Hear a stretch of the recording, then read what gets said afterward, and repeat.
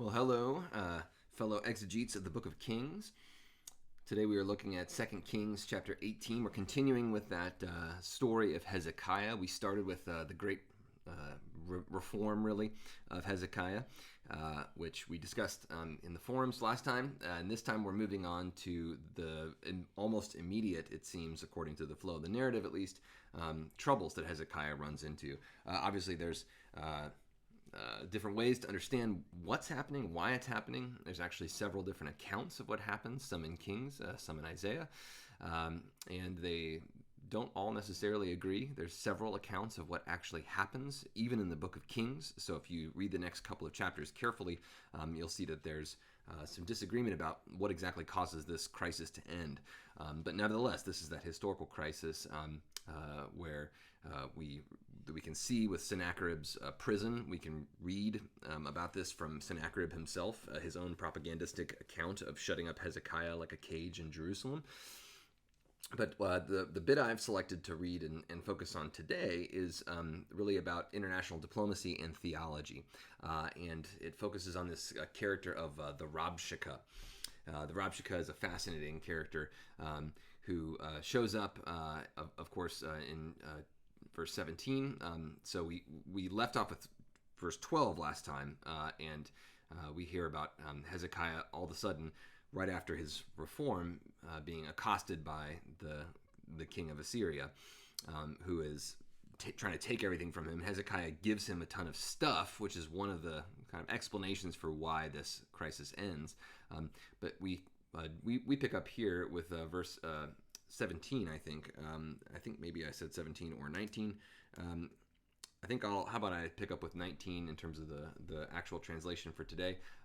Just to say, so here in verse 17, we have this verb shalach again, which often has to do with sending, but also is a word that generally gets us to think about power, right? And we hear Melech Ashur, the king of Assyria. And who did he send? Here's the object of the shalach, the tartan, Ve'et Rab Saris. And remember, we talked about Saris last time or the time before, actually with Jezebel, right? Those are the sometimes translated as eunuch, as if they're foreigners working in these positions, they are eunuchs. But if it can also just mean a high-ranking official. But the Rab, so like a chief. So the chief Saris, the tartan, the chief Saris, and then the Rabshakeh. These are big open questions, right? And what these exactly are. There is some research that has been done on these positions, and one interesting thing is that the Rabshakeh seems to be part of the king's royal retinue that is not involved in international diplomacy. That the Rabshakeh seems to be basically like the valet. If you've seen Downton Abbey, right? The valet is the person who kind of serves the Lord and gets them dressed in the morning, takes care of washing their clothes, makes sure that their personal details are worked out. Someone who doesn't really get involved in business disputes. So in Downton Abbey, the valet Thomas doesn't really get involved in the business decisions of the Lord of the Manor. Although maybe sometimes he might be consulted, but on a ad hoc, as needed basis and in an informal capacity. So if the Rabshakeh is the valet for the Assyrian king, so Sennacherib is with this traveling group. The king would often not just authorize, but actually go out and actively campaign. So Sennacherib doesn't show up in person. That would be perhaps unwise for a king to show up outside the walls of a city that he's trying to capture. But he sends these officials, and he sends the Rabshakeh as one of them. And the Rabshakeh is the one who takes over and begins to talk. So why would it be that the personal valet for the Assyrian king is the one who addresses them? And how is it possible that the Rabshakeh can address them in their native language of Judahite or Hebrew? Why is it that they ask the officials who gather and are addressed by the Rabshakeh, they ask that the Rabshakeh address them instead in Aramaic, a different language that apparently, according to the flow of the narrative, that most people at that point in time within the walls of Jerusalem wouldn't be able to understand? So this is, just a really interesting question here. They ask the Judahite officials ask to be addressed in a language that is the international language of diplomacy instead of their local language. Now, why would the Rabshakeh use their local language? Probably to make the other people who are listening in the city very scared, right? I mean, the more terror, so this is an act of terror here, international diplomacy as an act of terror. It's trying to terrorize the people to force them to force their own officials to concede, right, to surrender. And there's also some really smart theology, even some Deuteronomistic theology, theology that sounds an awful lot like Hezekiah's, and at the same time pokes holes in Hezekiah's own theology, or at least attempts to do so. This is a very skilled act of diplomacy here, and it's also done in their local language with reference to their local theologies. So, of course, a lot of biblical scholars have wondered, how is it? I mean, this. Some people just said, well, this is a fictional character, this Rabshakeh, and so on. I'm of the opinion that I wonder. I mean, the servants in these royal courts were often taken from the royal courts that had been ransacked by this king. But this is true of the ancient Near East. They would take high-ranking officials and make them work in their own courts. So like Daniel, right, and Daniel's companions, who are from the upper echelons of society in Judah, are taken captive and made to work for the Babylonian king. So this is actually a really common occurrence. And in Isaiah chapter 39, this is how really the first part of Isaiah ends, is by Hezekiah being told that his descendants are going to be made into eunuchs and made to serve the royal king, the foreign king, the king of Babylon, although it's not spelled out exactly there. I don't know, I think it actually is in 39. So in any event, this is a thing that happened, and if the Rabshakeh knows Israelite theology and this Deuteronomistic Yahweh alone theology so well, and knows the local language so well, it might be that the Rabshakeh was the personal valet to the king and was taken from the northern kingdom, which was, of course, destroyed in 722, and the elite were taken into exile and taken captives, and some of them were used by the Assyrian kings. So this might be the deploying of a valet in a very particular, like a butler, right? In a very particular situation, because this person has intimate knowledge and is able to communicate effectively. So that's one theory of the background of this that I find really interesting. But in any event, okay, so I'll start reading the Hebrew here with verse 19. Vayomer Alehem Rav Shakeh.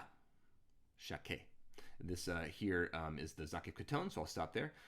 And he said to them, and then the subject of who's doing the speaking comes after, right? Subject follows the verb.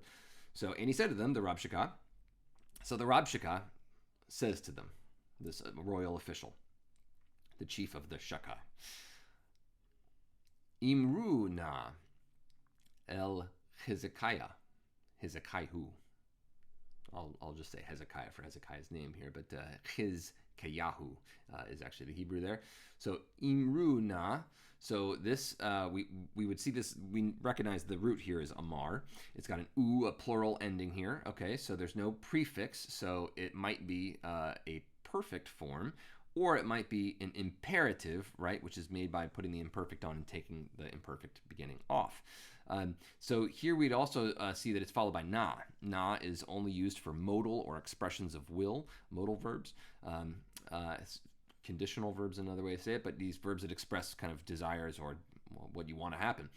So we'd also look and see here that it starts with this hirek underneath our first radical. If it was a call perfect, we'd expect A-class vowels underneath here. If it was a PL, we'd expect this hirek here perhaps, but also we'd expect a doubling of the middle radical, and we'd expect probably a long E-class vowel or an A-class vowel underneath our second radical. So in any event, this verb here is a call imperative here. So again, it followed by the na. Look back, probably an imperative, and then el. This is to, right? The preposition to. Hizkiyahu. So here's Hezekiah. Yahweh is chazak. Chazak is strong, is strength. And so this is the address here. So say or speak to Hezekiah. This is Rabshakeh speaking to these royal officials, telling them to relay the message, right? Speak to Hezekiah. Ko amar ha melech hagadol melech Ashur. This is the beginning of the message here. Thus says the king, the great one, the king of Assyria. Now, there's no ha here for the, but this is in construct, king of Assyria, and Assyria is a definite article, a definite noun. Remember, the definiteness works back up the chain here, the construct chain. So Melech Ashur is the king of Assyria. So thus says the king, the great king, the king of Assyria. And this is sounds a lot like royal propaganda, where you like repeat king a whole bunch in the address. If you ever read a royal propaganda or a royal declaration from an Assyrian king, it'll say, I am the king, the king of all kings, the king of the universe, the king of this and that, and the king of, whatever. It'll go on and on and on with all these titles and repeating king a whole bunch. But in any event, Ko Amar, thus says, that also should remind us of the prophets. This is a messenger formula. This is not a prophet. This is an actual messenger, right? So this messenger has come from the king. This is how you know that it's the king of Assyria speaking really through this Rabshakeh. And speaking to the royal officials, telling them to relay the message. So the idea is that those royal officials would go then to Hezekiah and say, Ko Amar, thus says, and so on.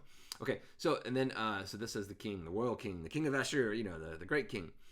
Ma habitachon chazeh asher batachta.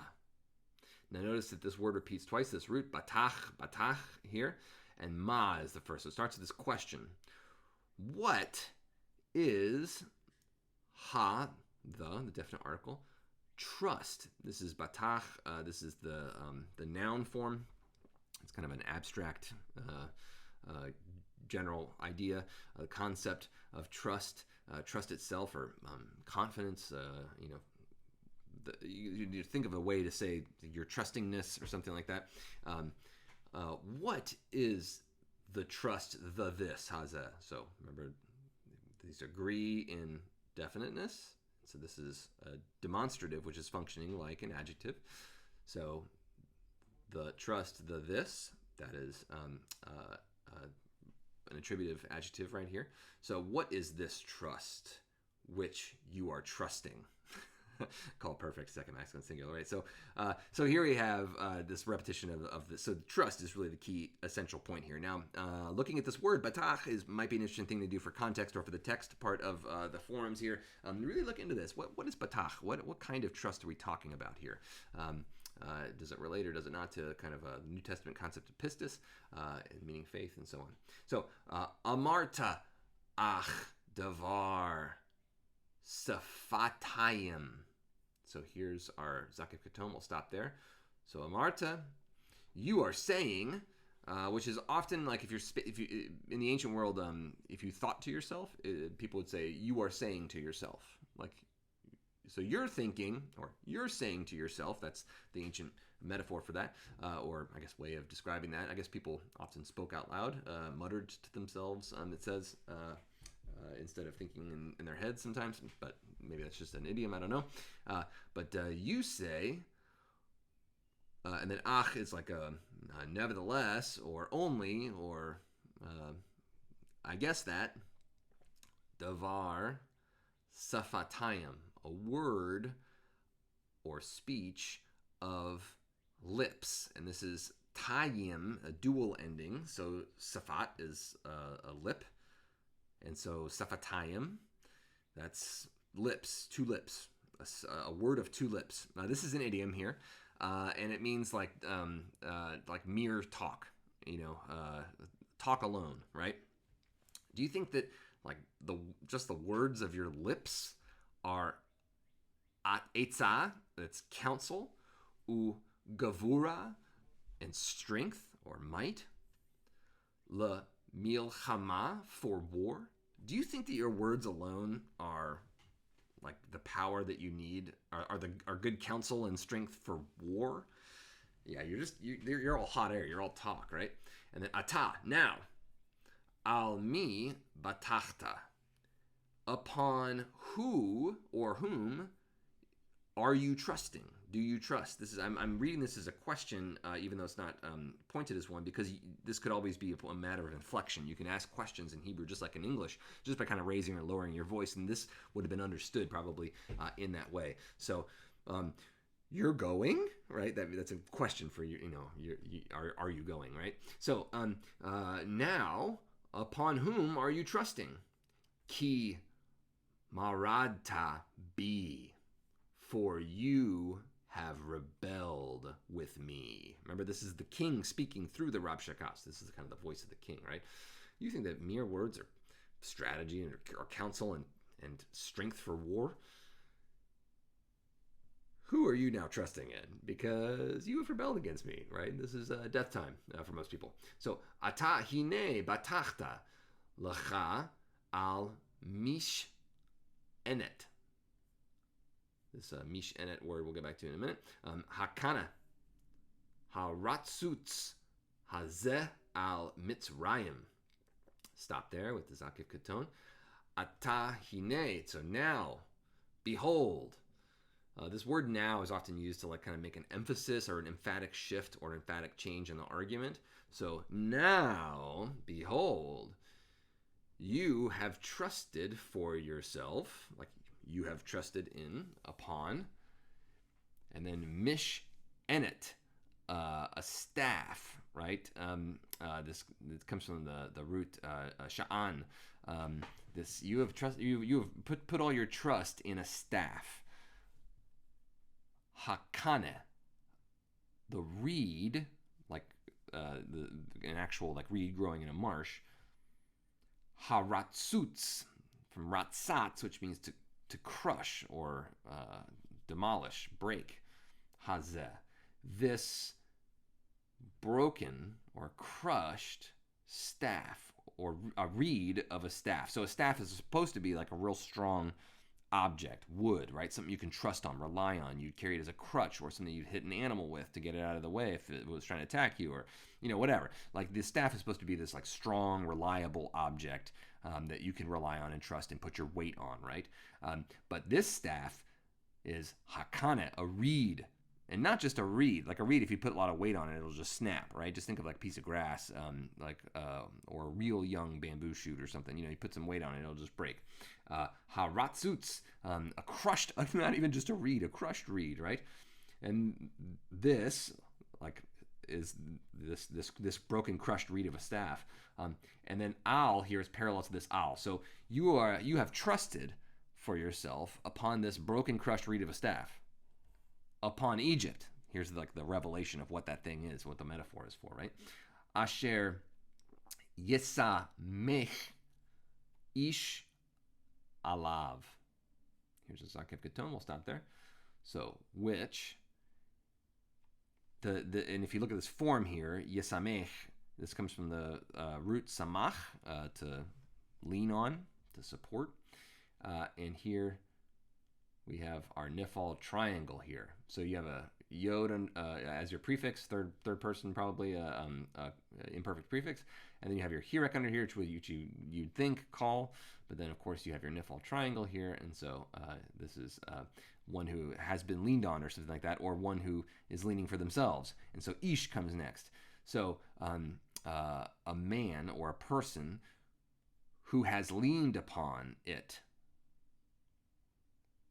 And then here comes what happens. So for someone who leans upon this, whoever leans upon this thing, so ish plus asher sometimes can mean like whoever, or whichever person leans upon it, and this is in the nifal because it's a middle thing, a reflexive thing. It's you are doing the leaning act. You're leaning yourself. Who leans themselves upon it, this broken reed of a staff.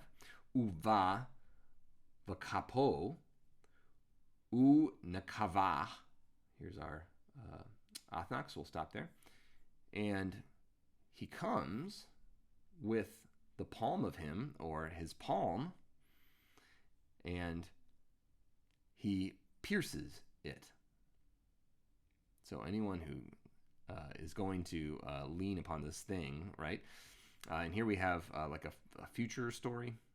So here's our imperfect verb, vav perfect in a chain. So anyone who will lean upon this thing and comes with his palm, and pierces it, right? So this is the idea is like you think you're going to rely upon the staff, but it's actually just this sharp, broken, disgusting thing that's going to just cut you. That's what Cain Paro Melech Mitzrayim. Thus is Pharaoh the king of Egypt. This happened a lot in Israelite history, that they relied upon Egypt to try to get them out of jams that they had constructed with, whether they were suffering from, with Mesopotamian kings. So the Mesopotamian kings would come, the Egyptians would say, hey, why don't you fight against them? We'll help you. And what the Egyptians didn't want to do was actually send any troops or help. What they did want to do was get those Canaanite people to get together to fight Mesopotamia and weaken them so that Egypt could defend itself, with sort of as a second wave. So they were always tricking the Canaanite and Israelite folks into trying to fight against Mesopotamia. And they kept trusting in them, and they kept dying. the Canaanite people. It's a refrain that you'll see in the remainder of the Book of Kings. It was also a remainder. It was also this is the structure of what happened with the Northern Kingdom, right? King So of Egypt was something that Hoshea relied upon for help, and of course Egypt didn't come to help, and then the Assyrian powers came and destroyed them. So anyway, this is someone who has knowledge of what's been happening in this region. L'chol ha-botachim alav, to all. So this is what Pharaoh of Egypt, the king of Egypt, is to all the ones who are trusting. Call active participle, masculine plural, upon him. So trust is something that's being related here to the act of leaning upon, right? And upon, that preposition all is important there. Okay, so vaki tom run alai. It's not going to ketone, so I'll stop there. And if, we can also say that this seems to, like once we get further in the translation of this seems to be maybe a shift in emphasis here. So this might be a disjunctive verb, so like a but or. But if, or because, you will say, this is just a call imperfect second masculine plural verb here for Amar. It takes that O vowel up here because it's a first aleph. That always happens with these first aleph verbs in the imperfect form. So, but you say, here's a paragogic noon, just a noon stuck on there. But you say to me, El Adonai Eloheinu Batachnu. To Yahweh, our God, we are trusting. Holo hu asher Hesir Chizkiyahu et Bamotav va'et Mizbechotav. Stop there for the Zaka Katon. Is it not he which, or who, is it not he who Hezekiah Hesir made, turn away, or removed? That same verb occurring just before in chapter 18. What did he remove? His high places and his altars. So this is really smart here because, yes, those altars and high places were dedicated mostly to Yahweh. And maybe to Yahweh and his Asherah, right? But Yahweh and his Asherah was still part of Yahwistic worship, at least in some parts of Yahwism at the time, right? So these things, just like the golden calves were dedicated to Yahweh, just like Jeroboam's bulls or calves were dedicated to Yahweh, these were all parts of Yahwistic worship, just not the right kind of Yahwistic worship for Hezekiah, right? So just to say that like a lot of the stuff that's depicted as kind of an anti-Canaanite thing is really part of an internal dialogue, kind of like Jesus and the Pharisees, right? That's more of an internal commentary and conflict that becomes an external one over time to detrimental effect. But here, just thinking about this as a kind of internal Yahwistic dialogue here about worship and idolatry. So and like Nehushtan, right? Our good conversation about that in the comments. So in any event, this is really tricky from the Rabshakeh. You say you trust in Yahweh, but you just destroyed almost all his altars. I mean, imagine if you we're trying to reform worship in the United States and close 90% of churches in order to do that, right? That's that could be interpreted as being anti-God, right? Or at least a lot of people would say so. I'm sure that a lot of people said that the governor's closing churches in Georgia, right, or around the country, that's anti-God, right? That's a way to interpret that, at least. Vayomer, the Yehuda,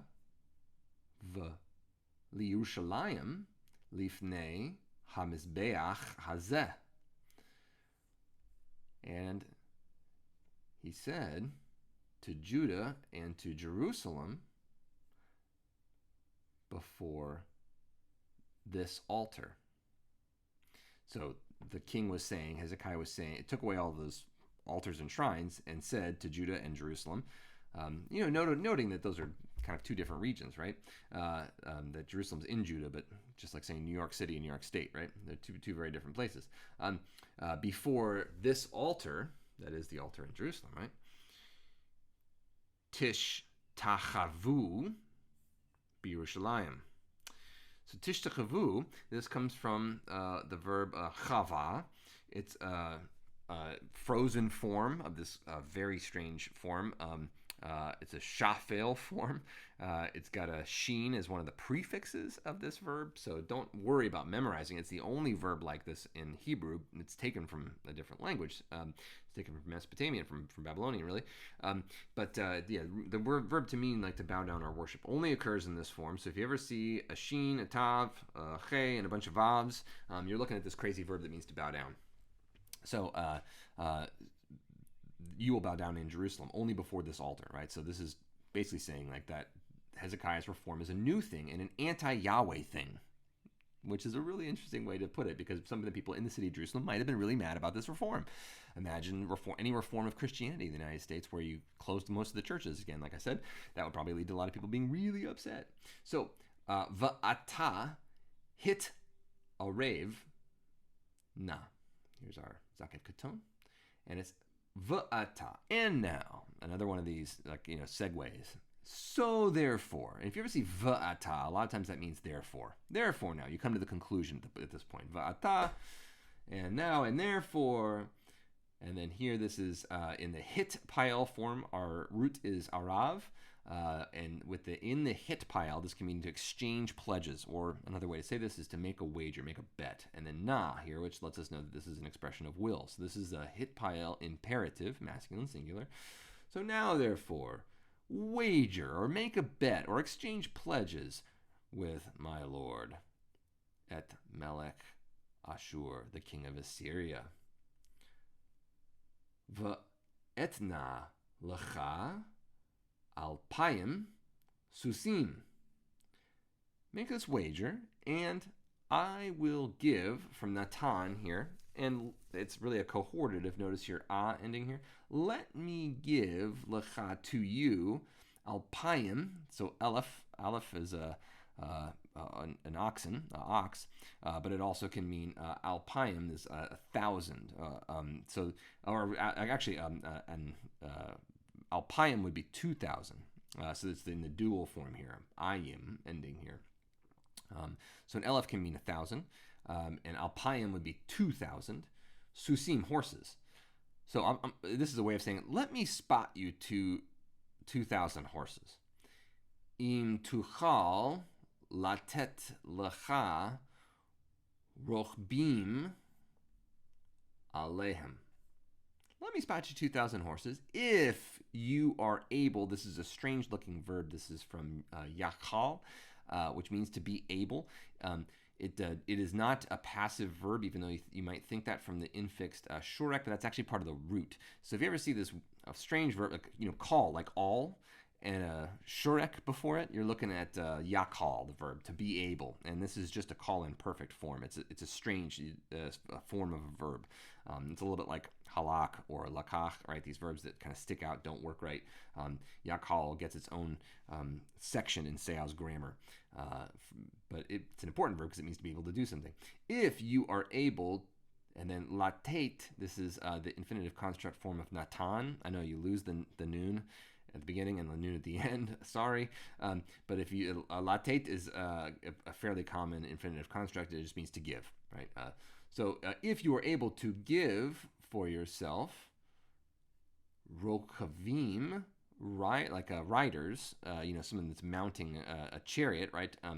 A rider, alehem, upon them. I'll give you 2,000 horses, even I'll spot you 2,000 horses, but I don't. This is a way of saying I don't even think you could put rider. You know, 2,000 people who know how to ride a horse, right? This is an unfair fight, right? Va'ech tashiv et panei pachat achad avdei Adoni ha-katanim. And I'll stop there for the Athnak. So, and how, or you can think of this as being like, continuation of the thought. So then, if you can't even get 2,000 riders for horses, that I would give you the horses, then Tashiv, you will return or make return. This is actually a hiffle, a middle week. Hiffle middle weeks are really hard to distinguish from call imperfect middle weeks because they both take this long A-clause vowel underneath the first radical. But here we have this infixed hierek yod. This is from shuv, to return. So tashuv, if you want to get into the details, tashuv would be the call imperfect. Tashiv is the hiffle imperfect. Very difficult to tell the difference, but you can tell the difference mostly by context here. So, and how is it that you would be able to return or turn away or repulse et panei pachat? How would you be able to turn away the face of pachat, a captain, one captain, achad, Avdei Adoni, a servant of the servants of my Lord. So how would you be able to even turn away one, like repulse, turn away, fight, make retreat, one captain from among the servants of my Lord? Katanim, from katon, like small, little, right? Even the youngest, the smallest, the least, the worst among the captains, you wouldn't even be able to do this with, right? V'tivtach lecha al Mitzrayim. And you are trusting for yourself upon Egypt. L'rechev u l'parashim, for chariotry and for riders of horses. How could you possibly imagine? So, ata ha mibal adei Yahweh. Now, is it from without? This word here is a combination of two smaller words, bal and ad. Together they mean without Yahweh, without Yahweh. Moreover, is it from without, or is it without Yahweh? Aliti al ha-makom hazeh le-hashchito. Here's our Atnak. Is it without Yahweh that I have come up against or upon this place, hazeh hamakom, hamakom hazeh, to destroy it? Here's our hiffle infinitive construct here. Yahweh sent me here. This is an amazing use of Yahwistic theology here. If you read the beginning of Daniel chapter 1, verse 1 and 2, it's Yahweh who gives the city of Jerusalem into the hand of Nebuchadnezzar, right? It's a way of saying that Yahweh is still sovereign even when bad things happen. Well, this is being thrown right back in their faces. Yahweh sent me. Yahweh, Amar Elai, Yahweh has said to me, Ale al haaretz hazot v'hashhita. Yahweh said to me, go up. Here's a call imperative. It should be a schwa here, but it's a guttural, an aleph, so it's going to take a composite schwa here. So go upon this land, go up against this land and destroy it. Yahweh told me that. Hey, bud, sorry. Vayomer Eliakim ben Hilkiyahu v'Shebna v'Yoach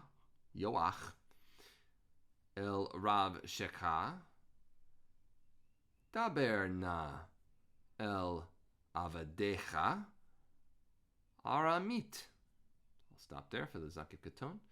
And they said, Eliakim, the son of Hilkiah, and Shebna. Shebna's a really important guy. Keep your eye on that name in the future. And Joach, to the Rab Shakah. So this is their response to that really amazing piece of diplomatic propaganda theology.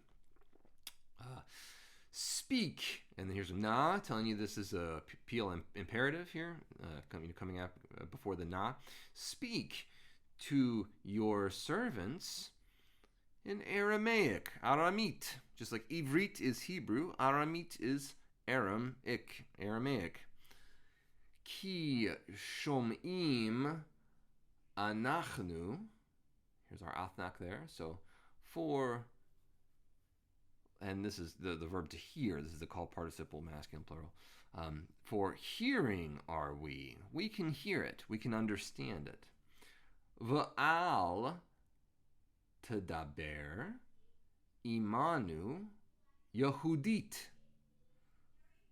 And not, don't, and this is, al as opposed to lo. So it's don't ever. It's don't now speak. Please don't speak with us Judahite, which is how they call their own language, right? They recognize that it's somewhat different from what you might think of as Northern Israelite or something like that, right? And if we read Hosea, there's some theories that Hosea is so difficult to read in Hebrew because it's a different kind of Hebrew. It's Northern Hebrew. I made that argument before in Kings that some of the things we read that are a little bit strange, like in the Elisha and Elijah stories, some of the grammar there, it's because it's a Northern dialect that we read there. So this is Yehudit. This person knows how to speak to Judahites, right? Don't speak Judahite to us. Ba'oznei ha'am asher al ha'choma. Don't speak Judahite to us in the ears of the people, like within the earshot of the people, right? Who are upon ha'choma, the wall, within the hearing of the people who are, near the wall or something like that. Vayomer alehem Rab Shekha ha'al adonecha va'elecha shalachni Adoni. And the Rab Shekha said to them, this is a question, the interrogative here, and then al, upon. So question concerning the Lord of you, like, your master, and to you he has sent me, my Lord. It's kind of a bit of confusing syntax there, but did my master send me to you ledaber et ha-dabarim ha'ela, to speak these words? Another question. Did my master send me to speak these words to you, hello, and not al ha-anashim ha-yoshbim al ha-choma, and not to the people, the ones who are sitting, yashav can mean to dwell, can also mean to sit, upon the wall. I'm here to talk to all of you, not just the diplomats among you, right? Le'echol et charehem, and then here we have a kativ kare issue. So atam v'lishtot et shenehem, and then here meme reglehem imachem. This is a really interesting issue here of scribes maybe not wanting to write out some things in particular, but we'll do a bit of translating here. So did my master send me just to speak words to you and not to the people who are sitting on the wall? To eat, here's an infinitive construct, le'echol, the ones who are going to eat. What are they going to eat? Charehem, their dung. And to drink. And this probably comes, shenehem can be like the two, like it can mean it's some different things here. But probably comes from shayim, which means urine. And to drink their urine. And then here in Katif Kore, the water of their feet might mean the same thing, right? The water that pools around your feet when you're urinating, right? Imachem, with you. Uh, this is a really cold, right, way to talk to people. Well, I thought I was supposed to be speaking to all of you, including those people who are going to be eating their own dung and drinking their own urine, who are sitting on the wall with you. This is the purpose of this, right? Of course, is to try to sway the people to force their king to capitulate. But also it's a keen. This is about a siege, by the way. I mean, you'd eat dung and drink urine in a siege if you run out of water and food. Not necessarily eat the dung, but cook food over it, just like Ezekiel does, or is told to do. In Ezekiel chapter 3. So all to say, this is kind of a stark bit of conversation here. Read on a little bit more in the English, and then also you can look on into chapter 19 and 20 to see the continuation of the story and its resolution. But that should inform a bit about this conversation and how we interpret it. But all to say, I look forward to interacting with you all in the comments, and thanks again for all the hard work that you've been doing this semester.